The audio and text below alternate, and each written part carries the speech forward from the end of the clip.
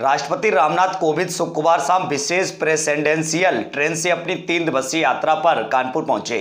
एक अधिकारी ने बताया कि राष्ट्रपति रामनाथ कोविंद को लेकर आई विशेष रेलगाड़ी के कानपुर सेंट्रल रेलवे स्टेशन के प्लेटफॉर्म नंबर पर पहुंचते ही उनका भव्य स्वागत किया गया।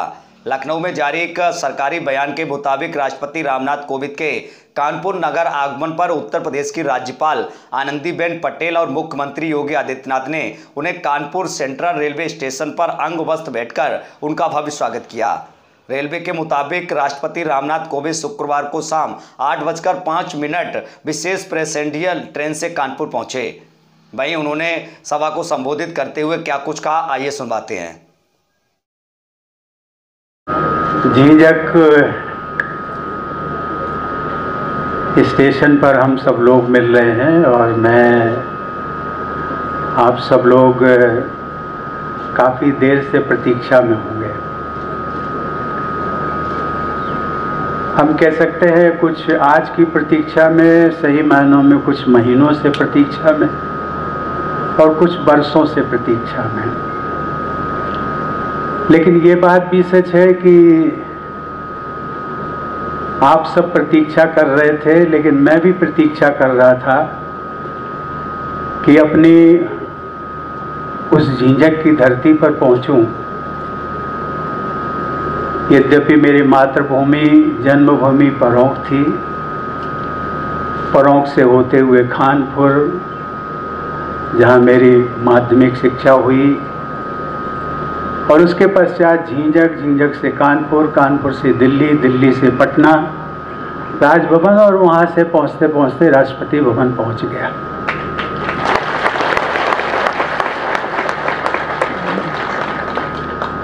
जिलाधिकारी महोदय कह रहे थे कि मैं यहाँ पर आशीर्वाद देने आया हूँ। वास्तविकता तो ये है कि मैं आप सबका आशीर्वाद लेने के लिए आया हूँ।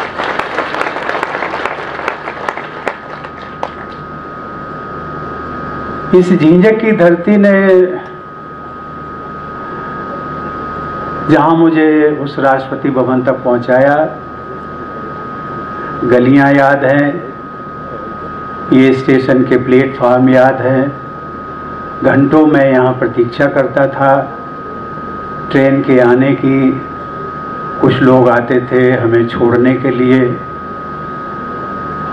और शुरुआती दौर में मुझे अभी पता नहीं, लेकिन जब मैं परौंक से खानपुर होते हुए इस रास्ते से जाया करता था तो यहाँ पर इस रास्ते से निकल करके एक मिठाई की दुकान हुआ करती थी।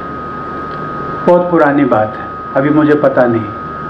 वो रास्ता शायद बंद भी हो गया क्योंकि विकास हुआ। विकास के साथ साथ में यहाँ पर विकास हुआ, इसके बाद में फिर ओम नगर और विकास होता गया। वो रास्ता भी शायद बंद हो गया होगा। लेकिन आज मैं जहाँ पे खड़ा हूँ, मेरे 2 बहुत मित्र, शुभचिंतक, और जो मैं कहूँ कि जिनसे मैंने बहुत कुछ सीखा, जिनसे बहुत वर्षों से आत्मीयता थी। एक बाबूराम वाजपेयी जी, जिनका मकान ये ठीक पीछे है, जो कुछ समय पहले हमें छोड़ के चले गए। और उसके पश्चात झींझक के अतिरिक्त एक बड़े प्रतिष्ठित व्यक्ति हुए थे रसूलाबाद के रामविलास त्रिपाठी जी। वो भी अभी कुछ समय पहले हमें छोड़ के चले गए। लेकिन इन 2 नामों का मैंने उल्लेख किया है। ना जाने कितने अनगिनत लोग इस क्षेत्र के वो हमसे बिछड़ गए, कुछ आम बीमारी के कारण, कुछ अपने आयु के कारण, और कुछ सबसे बड़ी बात यह है कि इस महामारी के कारण, कोरोना महामारी। लेकिन आज मैं इन सभी पूर्ण आत्माओं को श्रद्धांजलि देता हूं और ईश्वर से प्रार्थना करता हूं उनके परिवार को इस क्षति को सहन करने की क्षमता दे, और उन्होंने जो हम सबके सामने आदर्श रखे हैं उन सब पर हम सबको चलने की प्रेरणा देती रहे। सही मायने में झीझक आने का कोई प्रोग्राम नहीं था, परौंक जाने का प्रोग्राम था। वो मातृभूमि है, जन्मभूमि है, और कार्यक्रम था कि मैं दिल्ली से कानपुर, कानपुर से फिर हेलीकॉप्टर से जाऊंगा। लेकिन इसी बीच में रेल मंत्री जी मिले और उन्होंने कहा कि मुझे पता लगा है कि आपका नियरेस्ट रेलवे स्टेशन झीझक है, उसके बाद रूड़ा भी है, कानपुर देहात के 2 प्रमुख स्टेशन हैं। और मैं चाहता हूं कि इस दौरान रेलवे ने बहुत विकास के कार्य किए हैं, और सबसे बड़ा विकास का कार्य जो मैं सुनता था आज मुझे देखने को भी मिला। दिल्ली से जो फ्रेट कॉरिडोर, उसका जो निर्माण कार्य हुआ है वो अत्यंत सराहनीय है। उसकी शायद कल्पना, चूंकि हम लोग सीधे उससे जुड़े नहीं हैं, उसके क्या क्या फायदे हैं, लेकिन जो व्यापारी वर्ग है वो समझता है। आज मैंने देखा संयोग से हमारे साथ में सुबह जब वहाँ सफदरजंग रेलवे स्टेशन से चले थे तो रेल मंत्री जी आए थे। यद्यपि उन्होंने इच्छा जाहिर की थी कि मैं चलता हूँ आपके साथ कानपुर तक, लेकिन मैंने कहा था कि नहीं, आप मत चलिए, आप केंद्रीय रेल मंत्री हैं, आपको बहुत सारे काम हैं, ये एक दिन की जर्नी आप मेरे साथ मत बिताइए। लेकिन आपके जो सबसे बड़े अधिकारी हैं, रेलवे बोर्ड के चेयरमैन, वो मेरे साथ में आए हुए हैं, मुझे खुशी है। और मैं चाहूँगा कि आज सभी यहाँ पर उपस्थित बड़े बड़े अधिकारी हैं, रेलवे के भी सबसे बड़े अधिकारी हैं, जिला के भी अधिकारी हैं, और हमारे प्रदेश सरकार के 2 मंत्री हैं, राम नरेश अग्नोत्री जी कैबिनेट मंत्री हैं, अजीत सिंह पाल हैं, वो भी यहाँ पर हैं। और मैं चाहूँगा कि यदि आपको लिखित में कुछ देना हो मेरे लिए या इन लोगों से संबंधित हो, तो कृपया आप हमारे जो एडीसी हैं आपको यहाँ पर उनको दे दें और उस पर हम तत्काल कार्रवाई करेंगे।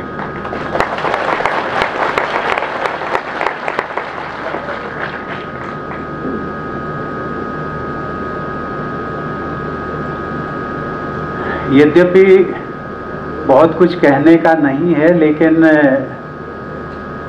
फिर भी कभी कभी होता है कि जिस धरती से मैं जुड़ा रहा, एक संघर्ष भरी कहानी है, और सबके जीवन में संघर्ष होता है। वो संघर्ष अपने अपने प्रकार का होता है, लेकिन मेरी प्रबल इच्छा है, जो आज मैंने रेलवे का रास्ते में भी देखा, विकास कार्य देखा। चेयरमैन साहब, मैं आपसे गुजारिश करूंगा कि रेल मंत्री जी को मेरी बात जरूर पहुंचाएं, अधिक से अधिक सुविधाएं आप रेल यात्रियों को दे सकें, इसकी आप कोशिश करिए। बीच बीच में कुछ आती रहती हैं मांगें। झीझक में लोगों का कहना है कि जब मैं सांसद था तब कई ट्रेनों का यहाँ ठहराव हुआ था, बीच में रुक गई, संभवतः कोरोना के कारण रुकी। लेकिन मुझे उम्मीद है कि जो ट्रेनों का ठहराव पहले था, रुकती थी कोरोना महामारी के पहले, वो धीरे धीरे सभी ट्रेनों का ठहराव यहाँ पर रिस्टोर हो जाएगा।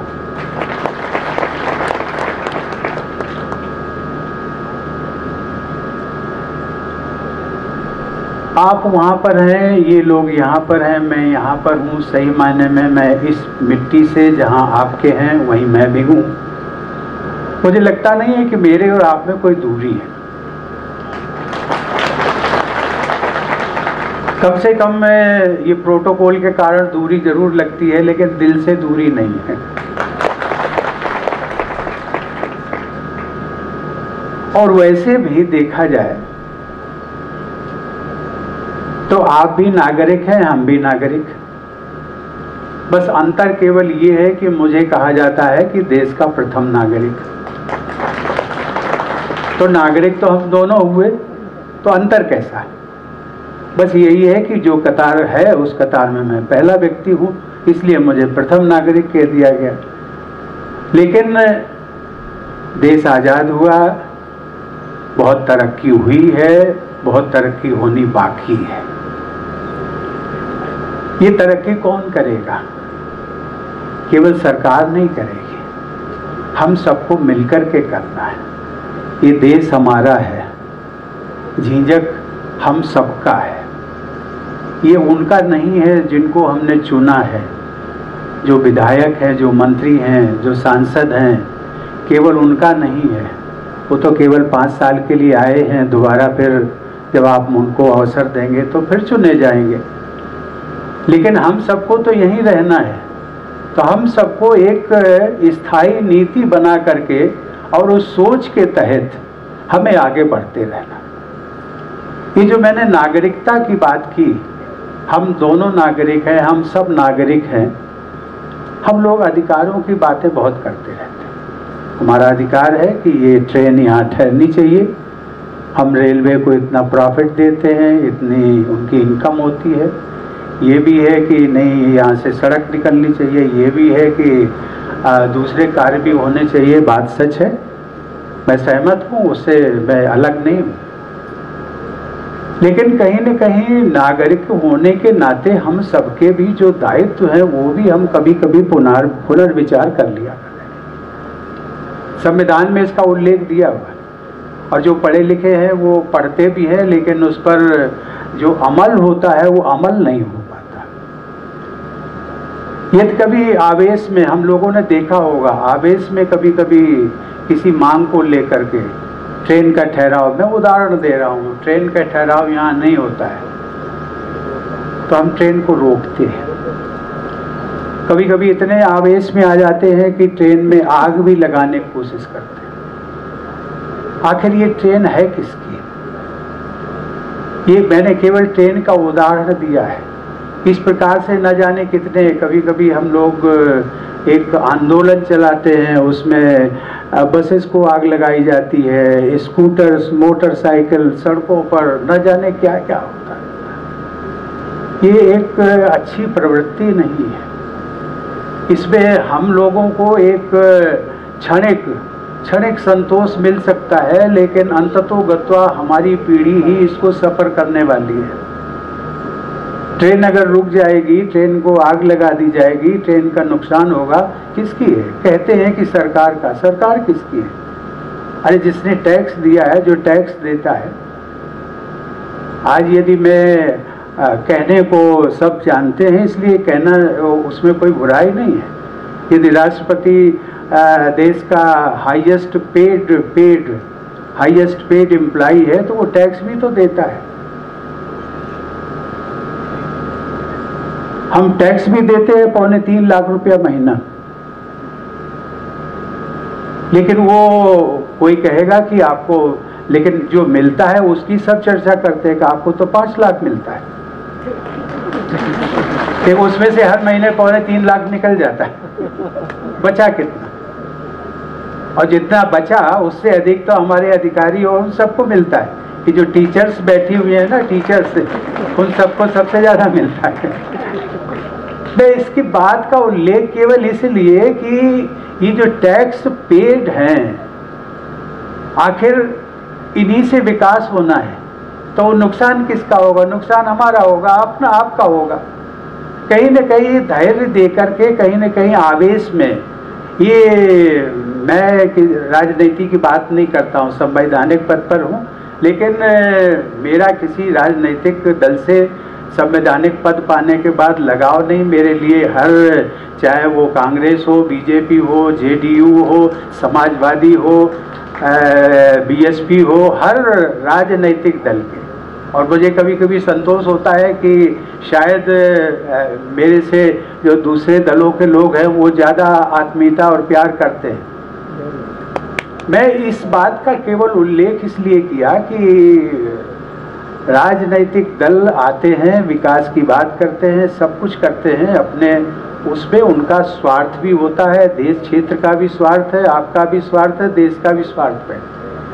लेकिन कम से कम आप तो उस स्वार्थ से ऊपर उठे। आप ऊपर उठेंगे, सोच समझ करके आप वोट करते हैं और ठीक से जो वोट करते हैं।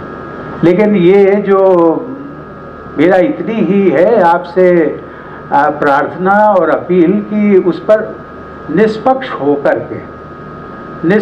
होकर के कौन क्या कह रहा है, ये जो समझदारी में जब नागरिकता की बात कर रहा था, नागरिक की बात कर रहा था, तो मेरी आप सबसे अपील यही है कि आप समझदार और जागरूक नागरिक बने।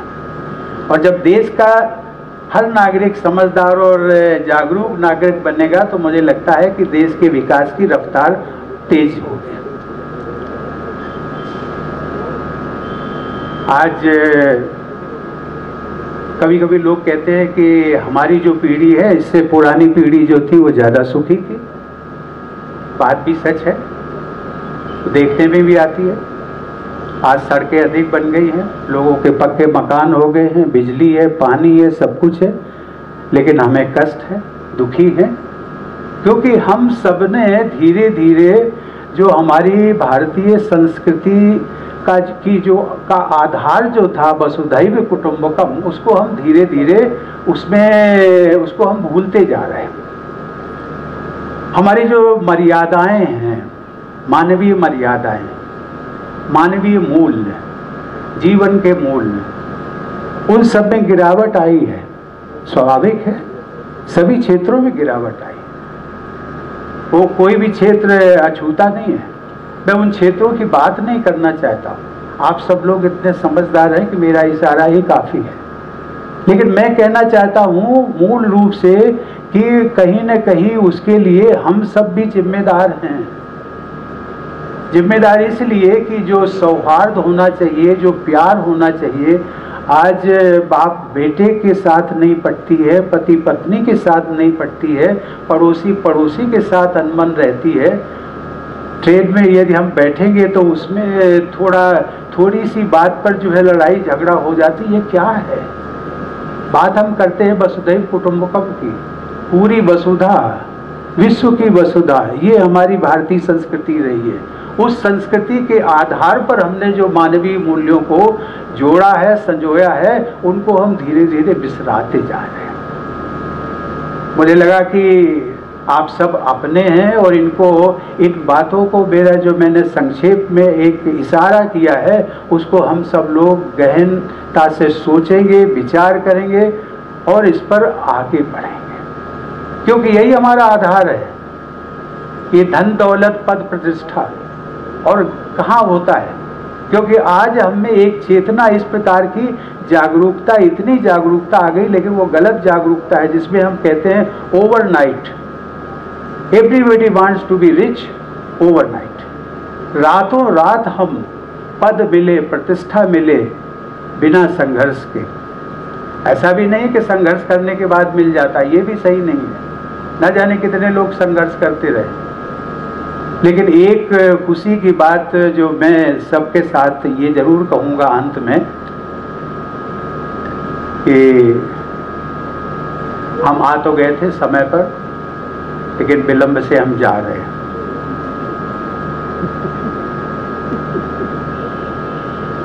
उत्तर प्रदेश से राष्ट्रपति बनने का एक रास्ता खुल गया है।